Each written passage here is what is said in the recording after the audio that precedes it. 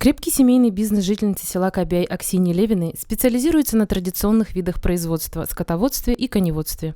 Сама Аксинья Васильевна убеждена, что по законам экономики рентабельным может считаться хозяйство с поголовьем скота в 500 единиц. При реализации молочной продукции предпринимательница ориентируется прежде всего на спрос со стороны рынка, а не на помощь государства. Решение заняться семейным бизнесом Аксинья и Егор Левины приняли в 1997 году, когда развалился совхоз «Кобяй», в котором они долгое время проработали. Посовещавшись с родственниками, Левины одними из первых в родном Улусе решили организовать фермерское хозяйство на участке Ворошилов. Успешному старту способствовало то обстоятельство, что участок был газифицирован. Первым делом, конечно, взялись за создание материально-технической базы. Началось строительство объектов производственного и социального назначения – коровника, гаража, жилья для работников. В 2006 году приобрели охладитель молока итальянского производства, 8 доильных аппаратов.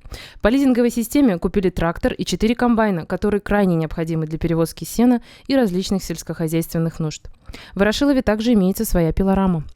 В 2010 году хозяйство Аксиньи Левиной стало победителем выставки ярмарки продукции местных сельхозтоваропроизводителей. В том году крестьянским хозяйствам было сдано 278 тонн молока, отвечающего всем требованиям. В 2014 году КФХ «Ворошилов» выиграла грант на 6 миллионов рублей по федеральной целевой программе строительства семейных животноводческих ферм.